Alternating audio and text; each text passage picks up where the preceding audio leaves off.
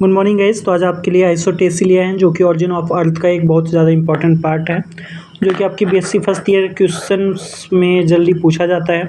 Semester wise हो या चाहे ईयरली वाइज आपका ये पूछा ही जाएगा। तो ये स्टार्ट करते हैं। आइसोटेसी आइसोटेसी कौन दिया था? आपका सी डिटन ने दिया था। कब दिया था? 1889 में हमने। तो ये देखते हैं। Suggest that gravitational balance exist between the elevated mass and ocean basin of earth crust. जल्दी क्या होता है, इन्होंने बताया जो ग्रेविटेशनल बैलेंस है, जो एक प्रकार का बैलेंस है आपका, वो किसका? ओशन और कॉन्टिनेंटल और बेसिन का। अर्थात जैसे ये समुद्र का हो गया और ये आपका पानी का हो गया। ऐसा जो बेसिन है जो अर्थ किसका, अर्थ क्रस्ट का, वो उसके बारे में इन्होंने बताया है कि it is believe that lithosphere float on the top of partly molten substance, much like frogs floated on the water। इनका ये कहना है जो आपका लिथोस्फीयर है वो एक पार्टिकल की तरह फ्लोट करता रहता है अपर साइड लैंड, जो आपकी लैंड है या ओशन कॉन्टिनेंट ओशन है, वो फ्लोट करता रहता है जिस प्रकार पानी में एक लकड़ी का टुकड़ा तैरता रहता है ना। ध्यान दीजिएगा। जैसे mountain stand high because they are compress of rock of low. जैसे इनका कहना था जो माउंटेन्स रहते हैं वो खड़े रहते हैं बहुत लंबे लंबे तक, क्योंकि उनका जो कंपोज है, मतलब कंपोजिशन या कंपोज दबाव है वो बहुत कम है, ठीक ना, लो है। Density and ocean basin are low because जो डेंसिटी रहती है और ओशन की बेसिन रहती है वो लो रहती है because they are made of rock of high density, क्योंकि वो जो रॉक से बने होते हैं वो हाइयर डेंसिटी की होती है, लेकिन उनकी जो लोअर डेंसिटी होती है वो लो रहती है, ठीक है। They are made of rock, हाँ, जो रॉक रहती है वो हाइयर डेंसिटी की बनी रहती है, लेकिन डेप्थ के नीचे उनकी लो डेंसिटी पाई जाती है। तो this gravitational balance of floating lithosphere is called isostasy. Isostasy मतलब क्या हुआ? किसी भी चीज़ का बैलेंस, मतलब एक धातु का बैलेंस बनाना जो कि अर्थ में भी है, मतलब आपके एज वेल एज वाटर में भी है और एज वेल एज लैंड में भी है, जो कि लिथोस्फीयर पे फ्लोट करे, उसे हम आइसोटेसी कहते हैं, ठीक है। इसको और भी अच्छे तरीके से समझेंगे। जल्दी आप ये समझिए, किसी भी चीज़ का तैरना पानी में और एज वेल एज लैंड में, उससे बैलेंस करना, ग्रेविटेशनल बैलेंस करना, फ्लोट, जैसे हम कह सकते हैं the floating lithosphere balance of gravitational balance is called isostasy. As usual किसी चीज़ का भी तैरना और जिसमें लो डेंसिटी रहती है और अपर साइड हाई डेंसिटी रहती है, वो आपका आइसोटेसी कहलाता है। जल्दी इसके 2 टाइप्स हैं, वो हम आगे पढ़ेंगे एज यूजुअल। आइए इसे कंप्लीट कर लें, इंट्रोडक्शन वाला।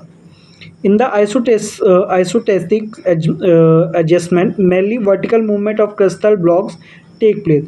जल्दी क्या होता है, कहीं कहीं पे आप देखोगे कि पहाड़ बहुत बड़े बड़े होते हैं, कहीं छोटे होते हैं, तो इसी प्रकार इसमें बताया है कि जो क्रिस्टल ब्लॉक्स होते हैं वो कभी अप एंड डाउन में वर्टिकल टाइप में पाए जाते हैं। For example, the material is remove from the top of mountain by erosion. कोई भी ऊपर से, माउंटेन के ऊपर से कोई पत्थर गिरता है नीचे इरोजन के कारण इट राइज अपवर्ड, और अपवर्ड ऊपर की तरफ से नीचे आता है। One sediment derive from the is accumulated deposit it depress due to the increase the weight. और वो जो माउंटेन के ऊपर का पत्थर है वो नीचे आता है तो भार होता है, या तो वो किसी मिट्टी के अंदर सेडिमेंट में दब जाता है या किसी न किसी पानी में जाके मिल जाता है, ये आपको बताया है, ठीक है। लेकिन जबकि पहाड़ तो खड़ा रहता है, पहाड़ क्यों नहीं दबता है उसके नीचे? ध्यान दीजिएगा, जो हिल है आपका वो तो खड़ा रहता है, लेकिन उसके बीच का कोई सेगमेंट आता है तो अंदर धंस क्यों जाता है, ठीक है। इसके बाद zone of compensation of zone क्या होता है? दबाव का, है ना। At the depth between 96 and 200 kilometre below the surface, जो डेप्थ मतलब अंदर की ओर जाएंगे जो ज़मीन के आप, तो 96 से 200 किलोमीटर्स बिलो द सरफेस, उसमें सरफेस एरिया जो रहती है, the rock exist in plastic state. जल्दी ध्यान रखिएगा, 96 टू 200 किलोमीटर्स नीचे जाओगे आप तो जो भी आपको स्टेट मिलेगा वो प्लास्टिक स्टेट आपको मिलेगा, है ना। हर pressure due to elevated mass and depress areas are equal. क्या रहता है वहाँ प्रेशर बराबर रहता है, एलिवेटेड मास के ऊपर प्रेशर बराबर पड़ेगा, लेकिन इक्वल अमाउंट ऑफ डिप्रेस, मतलब जो दबावपन रहेगा वो एक समान रहेगा, है ना। The zone is called zone of compensation, और इसी को हम लोग जोन ऑफ कंपेंसेशन कहते हैं। इसके बाद क्या है, in 19th century while doing the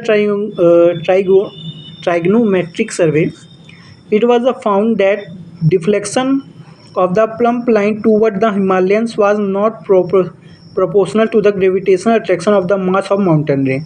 जब 19th सेंचुरी में जो ट्राइगोनोमेट्रिकल सर्वे चल रहा था, ठीक है ना, उसमें पाया गया कि जो प्लम लाइन है, मतलब अचानक से बढ़ी हुई जो हिमालयन लाइन है ना, वो इक्वल प्रोपोर्शन में नहीं है किसके, ग्रेविटेशनल अट्रैक्शन के।